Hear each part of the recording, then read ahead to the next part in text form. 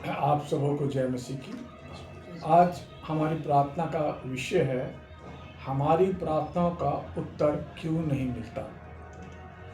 हम देखते हैं कि बाइबल में, संपूर्ण बाइबल में बार बार प्रार्थना करने के लिए प्रेरणा दी जाती है और प्रभु यीशु मसीह ने भी कहा कि मांगो तो तुम्हें दिया जाएगा। लेकिन हम मनुष्य की जो सीमा है वो एक लिमिटेड है, उससे हम ज़्यादा नहीं दे सकते या नहीं मांग सकते। प्रभु यीशु मसीह मत्ती 7 उसके 7 में क्या बोलते हैं? मांगो तो तुम्हें दिया जाएगा। ये परमेश्वर का वायदा है हमसे। और हम देखते हैं कि हमारी प्रार्थनाओं कई बार जवाब नहीं मिलता। तो क्या परमेश्वर झूठा है? क्या परमेश्वर झूठ बोलता है? आज हम देखेंगे कि हमें प्रार्थना कैसे करनी है और हमारी प्रार्थना में क्या कमी है। यूहन्ना उसका 15 बाब उसकी 7वीं आयत में लिखा है कि तुम मुझ में बने रहो, मेरा वचन तुम में बना रहे, तो तुम जो मांगोगे वो तुम्हें मिल जाएगा। ये परमेश्वर का हमारे से एक वायदा है। मुझ में रहो क्या मतलब है? मेरे से जुड़े रहो, मेरे से एक खास रिश्ता बना के रखो। बाइबल हमें बताती है, एग्जाम्पल है कि शाखा कब तक सफर उसमें फल लगे रहते हैं? जब तक वो तने से जुड़ी रहती है। लेकिन जब वो तने से हट जाती है तो वो सूख जाती है और वो आखिरी में जलाने के काम आती है। इसलिए परमेश्वर कहता है कि मुझसे जुड़े रहो, रिलेशन विद गॉड, परमेश्वर के साथ जुड़े रहो। यूहन्ना उसका 21 बाब उसकी 5वां आयत में क्या लिखा है? शमौन, यीशु मसीह पूछते हैं शमौन, पतरस से कहा, हे शमौन यूहन्ना के पुत्र, क्या तू इन सब से बढ़कर मुझसे प्रेम करता है? परमेश्वर ने ऐसा क्यों पूछा? क्योंकि परमेश्वर जो है उसके विश्वास को टेस्ट कर रहे थे और उसके साथ एक अपना रिश्ता, गहरा रिश्ता बनाना चाहते थे। आजकल प्रभु से हम लोगों का गहरा रिश्ता जो है वो कम होता जा रहा है। वास्तव में हम देखते हैं कि जब हम चर्च जाते हैं तो हमारा क्या होता है? हम मांगने जाते हैं और मांगने के साथ साथ एक प्रभु से रिश्ता भी बनाना जानते हैं, परंतु अधिकतर हम लोग क्या करते हैं? मांगने जाते हैं। मान लीजिए आपको पैसों की जरूरत पड़ गई, फाइनेंस की जरूरत पड़ गई, तो आप क्या करोगे? किससे मांगोगे? अपने रिश्तेदार से, अपने दोस्त से। क्यों? क्योंकि तुम्हें विश्वास है कि वो हमें दे देगा, नहीं होगा तो कहीं से अरेंज करके देगा। आप किसी गैर से तो नहीं मांग सकते। इसीलिए जो भी हम परमेश्वर से जुड़कर मांगते हैं प्रार्थना के द्वारा, विश्वास के द्वारा, तो परमेश्वर हमारी प्रार्थना को सुनता है, हमारी प्रार्थना का जवाब देता है। हम देखते हैं यूहन्ना उसका 19 बाब में एक अंधे के बारे में जिक्र है जो कि जन्म से अंधा है, बाय बर्थ। और फरीसी लोगों को जब ये पता चलता है कि अंधा ठीक हो गया है तो उसके माँ बाप से क्वेश्चंस करते हैं, लोगों से प्रश्न करते हैं, क्योंकि उनको विश्वास नहीं था कि अंधा ठीक हो सकता है। उनके माँ बाप ने, क्योंकि वो डरते थे फरीसी यहूदियों से, क्या बोला कि इसी से पूछ लो क्योंकि ये तो व्यस्त है, बड़ा है। जब उससे पूछा तो उसने क्या जवाब दिया? उस अंधे व्यक्ति ने, जिसको आंखें मिल गई थी, उसने क्या जवाब दिया? यूहन्ना उसके 9 बाब 31वीं आयत में देखते हैं, हम जानते हैं कि परमेश्वर पापियों की सुनता है, परंतु यदि कोई परमेश्वर का भक्त हो और उसकी ऊपर इच्छा पर चलता हो तो उसकी सुनता है। परमेश्वर किसकी प्रार्थना सुनता है? जो उसकी इच्छा पर चलते हैं, वही उसकी प्रार्थना को सुनता है। मत्ती में क्या कहा था भी यीशु मसीह ने 7 के 7 में? मांगो तो तुम्हें दिया जाएगा। जो लोग हे प्रभु कहते हैं वो स्वर्ग के राज्य में प्रवेश नहीं हो सकते। प्रवेश कौन हो सकते हैं? चाहे हम क्रिश्चियंस हैं, चाहे कुछ भी हैं, हम प्रवेश नहीं हो सकते जब तक हम उसकी आज्ञाओं पर नहीं चलते। जब उसकी आज्ञाओं पर चलेंगे जब ही हम स्वर्ग जाने की इच्छा रख सकते हैं। क्योंकि क्या कहता है खुदा पाक यीशु मसीह कि तुम मेरे में बने रहो, मेरी शिक्षा में बने रहो, तो जो तुम मांगोगे वो तुम्हें मिल जाएगा। अगर हम उसकी शिक्षा में ही नहीं है तो हम ये कैसे उम्मीद कर सकते हैं कि हम स्वर्ग में जाएंगे? नहीं कर सकते ना। क्योंकि यूहन्ना उसका 4 बाब उसकी 23 और 24वीं आयत में क्या कहता है कि सच्चे भक्त की आराधना आत्मा और सच्चाई से करेंगे। कौन? आराधना सच्चाई के साथ जब करी जाती है तो जब हमारी प्रार्थना सुनी जाती है। इससे पहले हमारी प्रार्थना नहीं सुनी जाती, क्योंकि यशायाह नबी उसका 29 बाब उसकी 13वीं आयत में क्या कहता है, ये लोग जो मेरा मुंह से आदर करते हैं, मेरे नजदीक आते हैं, परंतु इनका मन मेरे से दूर है। फॉर एग्जाम्पल, हम लोग चर्च जाते हैं, प्रार्थना करते हैं, लेकिन बाहर आते के साथ ही फिर वही बुराइयां करनी शुरू कर देते हैं, वही दुनियावी बातें करना शुरू कर देते हैं। तो परमेश्वर कहते हैं कि ये मेरे समीप तो आते हैं, लेकिन हृदय से नहीं आते, अपने दिल से नहीं आते। जब तक हम हृदय से परमेश्वर के पास नहीं जाएंगे, उससे प्रेम नहीं करेंगे, तो हमारी प्रार्थना कैसे सुनी जाएगी? सुनी जा सकती है? नहीं सुनी जा सकती। मत्ती उसका 6 बाब उसकी 6ठी आयत में क्या लिखा है, जब तू प्रार्थना करे तो कोठरी में जा और द्वार बंद करके अपने पिता से जो गुप्त में है प्रार्थना कर, तो तेरा पिता जो गुप्त है तुझे देखता है, वो तुझे प्रतिफल देगा। कैसे? क्या इसका एक घर है तो वो कैसे कोठरी बंद करेगा भाई? इसका तात्पर्य यह है कि कानों को बंद कर, बाहर की दुनिया की बातें सुनना बंद कर, और अपनी दृष्टि जो है परमेश्वर की ओर लगा, अपना हृदय जो है परमेश्वर की ओर लगा। और जब अपनी जुबान पर हम कंट्रोल करेंगे, बाहर के गंदे विचारों को सुनने का बंद करेंगे, तो परमेश्वर से जब हम प्रार्थना करेंगे तो परमेश्वर हमारी प्रार्थना सुनेगा, हमारी प्रार्थना का जवाब देगा। देखिए, मैं आपसे पहले भी कई बार कह चुका हूं कि जैसे एक तीर कमान को हम जितनी तेज से खींच के छोड़ेंगे वो उतनी दूर जाएगा, और आस्ते से छोड़ेंगे तो कम दूर जाएगा। ठीक इसी प्रकार से जितनी हम प्रार्थना परमेश्वर से करेंगे, अपने मुंह से स्तुति आराधना करेंगे, अपने हृदय से उसकी हम प्रार्थना करेंगे, तो परमेश्वर हमारी प्रार्थना का उत्तर देगा। क्योंकि कई लोग जो होते हैं वो ऊपर से प्रार्थना करने दिखाते हैं कि मैं बहुत बड़ा प्रचारक हूँ, मैं बहुत बड़ी प्रार्थना करता हूँ, लेकिन क्या वो वास्तव में वैसे हैं? क्योंकि छल कपट से की हुई प्रार्थना परमेश्वर नहीं सुनता। जीसस ने कहा था कि सत्य मार्ग पर जीवन मैं ही हूं। सत्य मतलब यीशु का सत्य से, दिल से जब तुम मेरी प्रार्थना करो, मेरे से प्रार्थना करोगे, क्षमा याचना मांगोगे, तो मैं तुम्हारी प्रार्थना सुनूंगा। याकूब उसका 4 बाब उसकी 3री आयत में लिखा है कि तुम्हें इसलिए नहीं मिलता कि मांगते नहीं, तुम मांगते हो पर पाते नहीं, इसलिए कि बुरी इच्छा से मांगते हो ताकि अपना भोग विलास में ला सको। प्रार्थना लालच से नहीं मांगनी। अगर हम लालच से प्रार्थना मांगते हैं तो वो हमारी प्रार्थना नहीं सुनाई देती, क्योंकि हमें प्रार्थना दिल से, हृदय से मांगनी है। और परमेश्वर ने हमें प्रार्थना करना सिखाया भी है। मत्ती 6 बाब उसकी 9 से 14, हे पिता हमारे, है ना, जो तू स्वर्ग में है।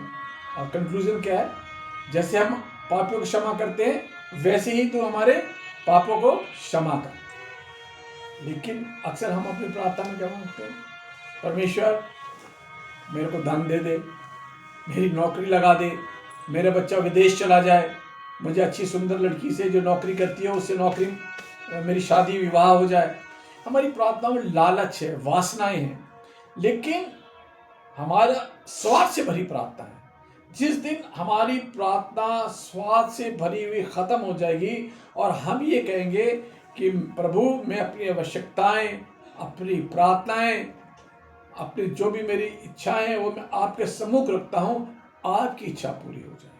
जिस दिन हम इस तरीके से प्रार्थना करेंगे तो उस दिन हमारी प्रार्थना परमेश्वर सुनेगा, परमेश्वर जवाब देगा। क्योंकि यशायाह नबी उसको 29 बाब उसकी 11वीं आयत में क्या लिखा है? जो कल्पनाएं मैं तुम्हारे विषय में करता हूं उन्हें मैं जानता हूं, वे हानि के नहीं वरन कुशल की है, और अंत में तुम्हारी उम्मीद, इच्छा पूरी होगी। अगर हम देखते हैं राजा सुलेमान जो है, पहला राजा, उसके 3 से 9 से 11 आयत में, वो जब परमेश्वर बोलता है उसे मांग, तो क्या मांगता है? पैसा, धन, दौलत, फौज, उसने क्या मांगा? बुद्धि। क्योंकि जब उसने बुद्धि मांगी तो ये चीजें जो है वो अपने आप ही मिल जाएंगी। तो हमें प्रार्थना करते टाइम परमेश्वर से बुद्धि मांगनी है कि परमेश्वर तो हमारे को बुद्धि दे ताकि हम सही ढंग से तेरे अनुयायी बन सके।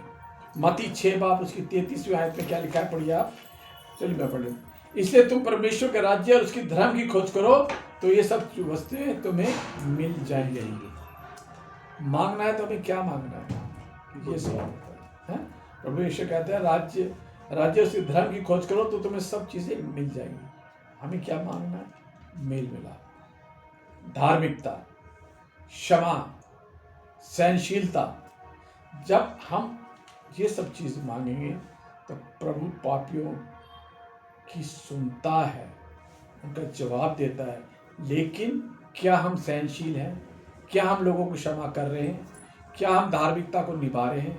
क्या हम परमेश्वर की आज्ञाएं जो बाइबल में दी गई हैं उनको मांग रहे हैं? यशायाह नबी इसका 1 बाब उसकी 15वीं आयत में लिखता है, जब तुम मेरे ओर हाथ फैलाओगे तो मैं अपना मुख फेर लूंगा। क्यों फेर लेंगे भाई? क्योंकि हमारी प्रार्थना लालच भरी है। हाँ, क्योंकि जो हम प्रार्थना करते हैं वो नहीं सुनेगा, क्योंकि हमारे हाथ जो है रंगे हुए हैं खून से। खून से रंगे हुए क्या का तात्पर्य है कि हम पापी हैं। हमारी सोचने की गलत इच्छाएं हैं, पाप, चोरी, है ना, कि यहाँ इससे बेईमानी कर लूँ, उससे बेईमानी कर लूँ, झूठ बोलूँ, ईर्ष्या करूँ। ये सब बातें हमारे जीवन में हैं। तो क्या इसका मतलब क्या हुआ कि क्या परमेश्वर हमारी प्रार्थना नहीं सुनेगा? सुनेगा, क्योंकि वो क्या कहता है कि सच्चे दिल से मेरे पास आओ, पश्चाताप करो, घमंड करना छोड़ दो, वासना करना छोड़ दो, लोगों का तिरस्कार करना छोड़ दो, गंदे रिश्ते छोड़ दो, ढोंग करना छोड़ दो, गलत काम करना छोड़ दो, भविष्य में बुराइयां करना छोड़ दो, भलाई करना सीखो, भूखों को रोटी देना सीखो, विधवाओं की मदद करना सीखो। तो जब तुम ऐसा करोगे तो जो तुम्हारे पाप लाल रंग के भी हैं वो उनको मैं हिम के समान, बर्फ के समान सफेद कर दूंगा। काली घटाओं के समान भी हैं तो मैं उनको उड़ा दूंगा। और फिर वो क्या वादा करता है कि जब तुम ऐसा करोगे तो मैं तुम्हारे बीच में अद्भुत काम करूंगा, मैरिकल्स करूंगा। क्या वचन झूठा हो सकता है? नहीं हो सकता। क्योंकि यशायाह उसके 3 बाब उसकी 5वीं आयत में लिखा है, तुमने आपको पवित्र करो क्योंकि कल के दिन तुम्हारे मध्य में आश्चर्य कर्म होंगे। कब होंगे? जब हम परमेश्वर के सम्मुख आएंगे, प्रार्थना करेंगे, उसकी आज्ञाओं को मानेंगे, तभी हमारे बीच में मैरिकल्स हो सकते हैं। हम देखते हैं बहुत से लोगों की प्रार्थनाएं परमेश्वर सुनता है। क्यों सुनता है? क्योंकि रात और दिन उसकी स्तुति आराधना करते हैं, प्रार्थना करते हैं और इन चीज़ों से बचे रहते हैं। तो जब वो बचे रहते हैं तो परमेश्वर उनकी प्रार्थना को सुनता है। लूका उसका 18 बाब उसके 9 से 14 आयत में एक बहुत ही अच्छा दृष्टांत परमेश्वर ने हमारी प्रार्थनाओं के सुनने के बारे में दिया है। वहां पर क्या है, 2 इंसान हैं तो मंदिर में जाते हैं, एक फरीसी यानी यहूदी और दूसरा चुंगी लेने वाला, जो कि उस समय में लोग बाग उनको पापी समझते थे। तो फरीसी जाके कैसे प्रार्थना करता है? धर्मशास्त्र का ज्ञान रखने वाला कैसी प्रार्थना करता है कि सीना तान के क्या बोलता है, मैं इस चुंगी लेने वाले की जैसा नहीं हूं, मैं तो 10% दान भी देता हूं, मैं किसी के साथ न्याय नहीं करता, मैं व्यभिचारी नहीं हूं, मैं अन्यायी नहीं हूं और मैं उपवास भी रखता हूं, 10% दशवांश दान भी देता हूं। दूसरी ओर वो जो चुंगी लेने वाला है वो क्या प्रार्थना करता है? वो स्वर्ग की तरफ आंखें भी नहीं उठा के देखता, अपनी छाती पीट कर कहते हैं, हे परमेश्वर मुझ पर दया कर। तो परमेश्वर ने किसकी प्रार्थना सुनी? उस चुंगी लेने वाले की। और उसकी नहीं सुनी क्योंकि जो फरीसी था उसकी घमंड थी उसकी प्रार्थना में, और जो चुंगी लेने वाला था उसमें घमंड नहीं था। विनम्र था, इसलिए उसकी प्रार्थना सुनी गई। अधिकतर लोग जिनको पवित्र आत्मा मिल जाती है उनमें घमंड आ जाता है। तो क्या आप सोचते हैं परमेश्वर उनकी प्रार्थना को सुनता है? नहीं। तो फिर हीलिंग कैसे होती है? वो लोग जो प्रार्थना में आए हैं, वो लोग जो पश्चाताप कर रहे हैं, वो लोग प्रभु से जो रो के मांग रहे हैं, उनके द्वारा वहां पे हीलिंग होती है। क्योंकि मरकुस 5 बाब उसकी 21वें आयत में क्या है कि एक यायर, मतलब वो व्यक्ति जो आराधनालय का सरदार था, उसकी बेटी मर जाती है। तो वो यीशु के पास आता है और उसके चरणों में गिरकर दंडवत करता है और कहता है कि मेरे घर चल तो मेरी बेटी बच जाएगी। लेकिन क्या आप सोच सकते हैं, आराधनालय के सरदार एक बहुत बड़ी पोस्ट हुआ करती थी उसके से। तो वो क्या हुआ, हम्बल, अपने आप को उसने परमेश्वर के सामने झुका दिया। नतीजा क्या हुआ, प्रभु यीशु मसीह उसके घर गए और वो जो है उसकी पुत्री को जीवन दान दिया। कब मिला? जब वो हम्बल हुआ।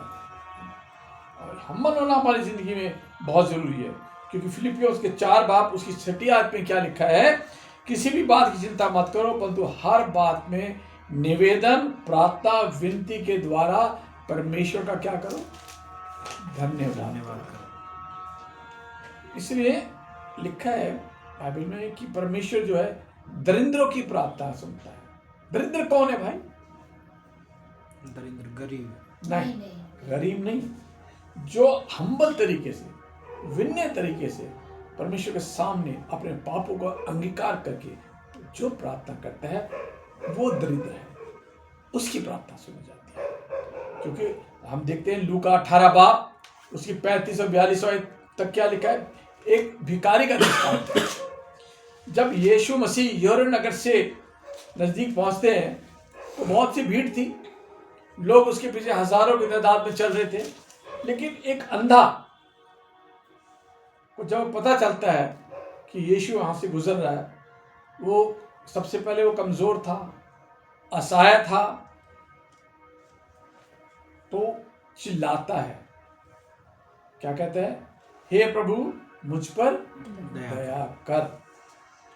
तो इतनी भीड़, इतना कोलाहल, लोग बाग हल्ला भी मचा रहे होंगे, कोई जयकार भी कर रहा होगा, परंतु इस भीड़ के अंदर भी यीशु ने उसकी आवाज सुनी और उसकी ओर दृष्टि करी, और जो उसने हम्बल तरीके से, विनम्रता से जो प्रार्थना करी थी कि मुझ पर दया कर, तो परमेश्वर ने उसकी दया करी और उसको क्या हुआ, दृष्टि मिल गई, उसकी आंखों में रोशनी आ गई। क्योंकि भजन संहिता 34:6 में क्या लिखा है, दीन जन की पुकार तब यहोवा ने सुन लिया और उसके सब कष्टों को दूर कर दिया। दीनहीन हम्बल आदमी की परमेश्वर प्रार्थना सुनता है। याकूब उसका 1 बाब उसकी 6 से 7वीं आयत में क्या लिखा है, विश्वास से मांगो और कुछ शक ना करो, ऐसा मनुष्य ये ना समझे कि प्रभु से मुझे कुछ मिलेगा। कौन सा मनुष्य? जो शक करता है, प्रार्थना के अंदर जो शक करता है, डाउट रखता है कि मुझे मिलेगा या नहीं मिलेगा, उसे कुछ नहीं मिलेगा। चाहे आप कितने बड़े क्रूसेड में चले जाएं, चाहे आप कितने चर्च बदल लें, पादरी बदल लें, उससे कुछ नहीं होगा। जब तक आपका विश्वास प्रभु यीशु मसीह पर नहीं है तो आपको कुछ नहीं मिलने वाला। कि मत्ती 21 बाब उसकी 22वीं आयत में लिखा है, जो तुम प्रार्थना विश्वास से मांगोगे तो तुमको मिल जाएगा। यीशु मसीह कंडीशन रख रहे हैं, विश्वास, विथ फेथ। क्योंकि मरकुस 11 बाब उसकी 24 आयत में क्या कहता है, मैं तुमसे कहता हूं जो कुछ तुम प्रार्थना करके मांगोगे तो ये विश्वास कर लो कि तुम्हें मिल गया है और तुम्हारे लिए हो जाएगा। विश्वास। बाइबल में वो स्त्री जिसको 12 वर्ष से खून बहने की बीमारी थी, उसने उस टाइम के सारे हकीमों से इलाज भी करा लिया था, लेकिन उसका क्या विश्वास था कि मैं परमेश्वर के, यीशु मसीह के आंचल को भी छू लूंगी तो मैं चंगी हो जाऊंगी। उस समय में ट्रांसपोर्टेशन नहीं थी, लोग वह खच्चरों पे जाया करते थे, पहाड़ी एरिया था, लेकिन वो विश्वास के अनुसार गई, उसने परमेश्वर यीशु मसीह के आंचल को छुआ और उसी टाइम उसका खून बहना बंद हो गया। That is the power of faith. ये है विश्वास की शक्ति। वो अंधों ने जब विश्वास किया तो उन्हें दृष्टि मिल गई। जब कोढ़ी ने क्या कहा, प्रभु अगर तू चाहता है तो मैं चंगा हो जाऊंगा, है ना? कितना विश्वास, परमेश्वर तू चाहे तो मेरे लिए सब कुछ कर सकता है, क्योंकि तू दुनिया की सृष्टि करता है, बनाने वाला है, तूने इस दुनिया को बनाया है, तो जो मेरा कोढ़ तेरे सामने क्या है, कुछ नहीं है। अब तू चाहेगा तो मैं चंगा हो जाऊंगा। यीशु ने कहा तेरी प्रार्थना सुन ली गई। तो लूका उसके 18 बाब उसकी आयत में, पहली आयत में क्या लिखा है कि नित्य प्रार्थना करना और हिम्मत नहीं छोड़ना। डेली हमें विश्वास से प्रार्थना करें। हमारे पास, हम वी आर ह्यूमन बीइंग, तो हमारे पे कुछ ना कुछ तो समस्या आ ही जाती है। हो सकता है बीमारी आ जाए, हो सकता है नौकरी छूट जाए, कुछ भी। लेकिन जब हम पे समस्या आती है तो हम परमेश्वर को भूल जाते हैं और ओझाओं पे, बाबाओं पे जाना शुरू कर देते हैं। कि वो क्या कह रहे हैं बार बार कि संदेह के बगैर, डाउट ना करके अगर तुम मांगोगे तो तुम्हें मिल जाएगा, ये उसका वायदा है।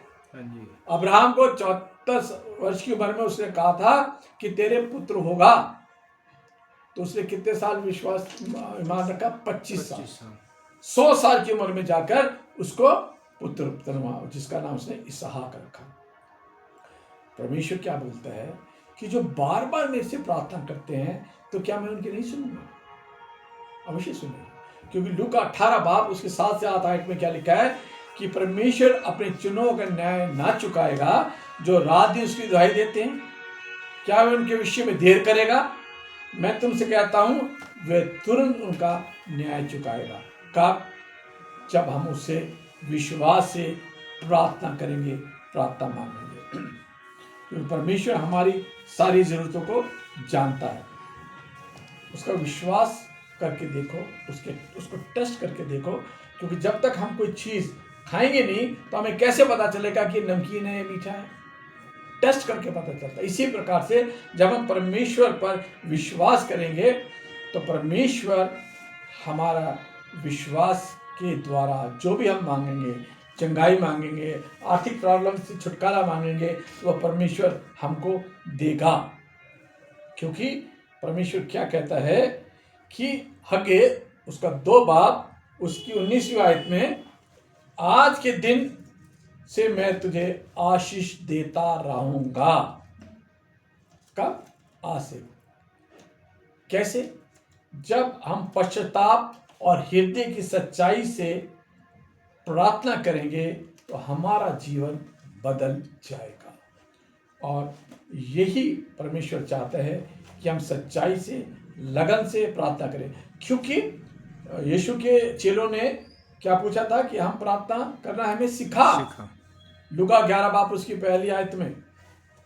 तो परमेश्वर ने क्या कहा? विश्वास से, प्रेम से की गई प्रार्थना परमेश्वर प्रभु यीशु मसीह सुनते हैं।